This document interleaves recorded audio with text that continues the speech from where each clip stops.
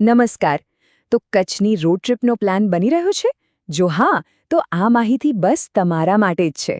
ચાલો, આજે આપણે એ બધી જ અંદરની વાતો જાણીએ, એવી વાતો જે તમારી આ ટ્રીપને સાવ સરળ અને એકદમ યાદગાર બનાવી દેશે. આજકાલ મોટાભાગના લોકો પોતાની કાર લઈને જ કચ્છ જવાનું પસંદ કરે છે, બરાબર ને? પણ એક વાત સમજી લેજો, ગૂગલ મેપ્સ કે બીજા ઓનલાઈન મેપ્સ તમને રસ્તો બતાવશે, પણ એ રસ્તા પાછળની આખી કહાણી એ તો નહીં જ કહે. અને બસ એટલે જ આપણે આ વાત કરવાના છીએ. આ કોઈ સામાન્ય ગાઈડ નથી. આ એક એવી અનફિલ્ટર્ડ ગાઈડ છે જે તમને જમીની હકીકત બતાવશે. એવી વાતો જે તમને એ નાની મોટી ભૂલો કરવાથી બચાવશે જે મોટાભાગના લોકો કરી બેસે છે, જેથી તમારો પ્રવાસ ખરેખર સાર્થક બને. તો ચાલો ફટાફટ જોઈ લઈએ કે આજે આપણે કયા મુદ્દાઓ પર વાત કરીશું. સૌથી પહેલાં જોઈશું ટ્રીપનું આયોજન કેવી રીતે કરવું. પછી કચ્છના રસ્તાઓ કેવા છે એના પર ઊંડાણમાં વાત કરીશું. આગળ ફ્યુલની એટલે કે પેટ્રોલ સીએનજીની શું વ્યવસ્થા કરવી એ સમજીશું. પછી ખાવા પીવા અને રહેવાની સાચી માહિતી મેળવીશું. અને છેલ્લે એક એવી ચેકલિસ્ટ જોઈશું જે સાથે રાખવી ખૂબ જ જરૂરી છે. તો ચાલો શરૂ કરીએ. ચાલો આવી જઈએ આપણા પહેલા વિભાગ પર, ટ્રીપનું આયોજન. અહીં આપણે એક ક્લાસિક લૂપ એટલે કે એ સામાન્ય રૂટની વાત કરીશું જે મોટાભાગના ટુરિસ્ટ લે છે અને એની વાસ્તવિકતા શું છે એ સમજીશું. આ રૂટ સમજવો જરૂરી છે કારણ કે આપણી આગળની બધી જ સલાહ એના પર જ આધાર રાખે છે. તો આ મુખ્ય રૂટ કયો છે? એમાં આવે છે ભુજ, પછી માતાના મઢ, નારાયણ સરોવર, લખપત, ધોરડો એટલે કે સફેદ રણ અને છેલ્લે ધોળાવીરા. લગભગ 99% પ્રવાસીઓ આ જ સર્કિટ ફોલો કરે છે, એટલે આપણે જે પણ વાત કરીશું એ આ જ રૂટને ધ્યાનમાં રાખીને કરીશું. ઓકે, હવે આવીએ સૌથી, અને મારું મતલબ છે સૌથી અગત્યના મુદ્દા પર, વિભાગ 2 કચ્છના રસ્તાઓ. અહીં આપણે સારા, ખરાબ અને અમુક તો એવા રસ્તાની વાત કરીશું જેને રસ્તો કહેવાય જ નહીં. ચાલો જાણીએ કે કચ્છના રસ્તાઓની અસલી હાલત શું છે.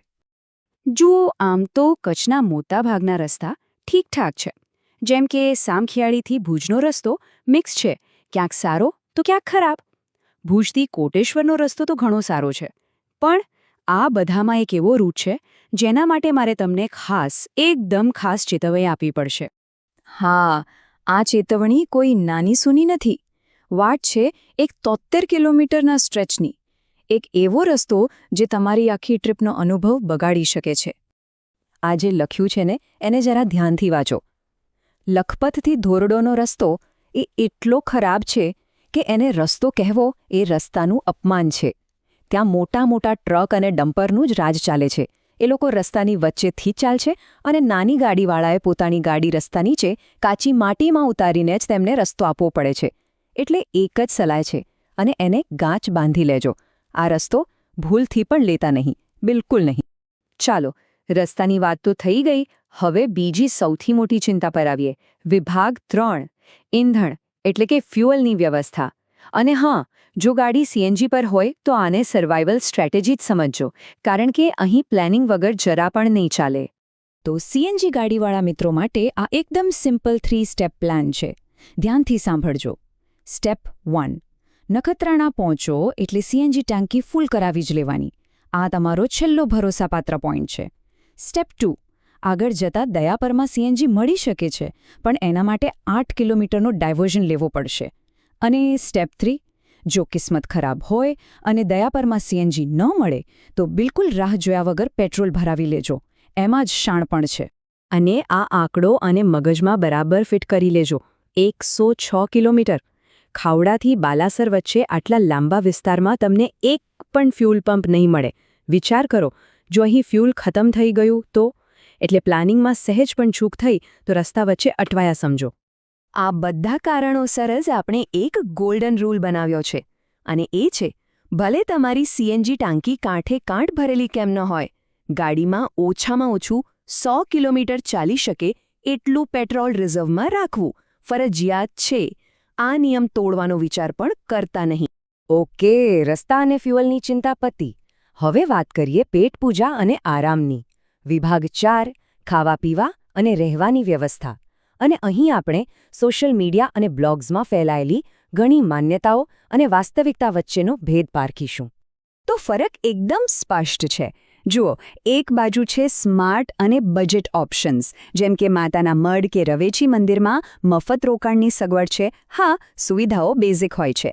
અને બીજી બાજુ છે મોંઘા અને ઘણીવાર ગેરમાર્ગે દોરનારા વિકલ્પો, જેમ કે લાખો રૂપિયાના ખર્ચાવાળી ટેન્ટ સિટી, અથવા તો અમુક બ્લોગર્સ જે ગામડાના હોમસ્ટેના વખાણ કરે છે, પણ હકીકતમાં ત્યાં એવી કોઈ ખાસ સગવડ હોતી જ નથી. તો ચાલો કેટલીક કડવી પણ સાચી હકીકતો જાણી લઈએ.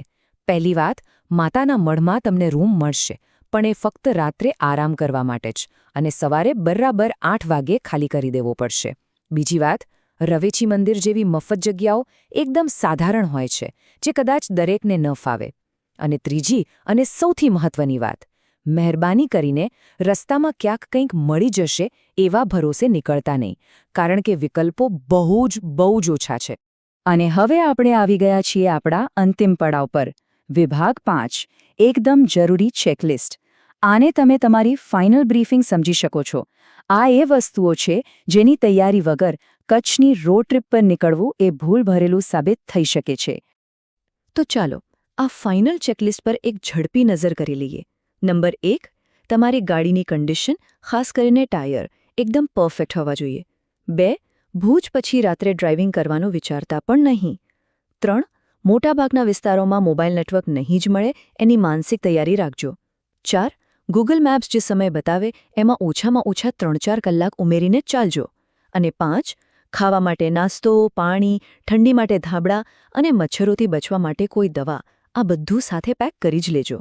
તો હવે આ બધી જ અંદરની માહિતી તમારી પાસે છે. આ માત્ર એક ગૂગલ મેપ નથી, પણ અનુભવથી બનેલો એક સાચો નકશો છે. તો હવે સવાલ એ છે કે આ બધી તૈયારી અને સાચી માહિતી સાથે શું તમે કચ્છના એ અસલી વાસ્તવિક સાહસ માટે તૈયાર છો?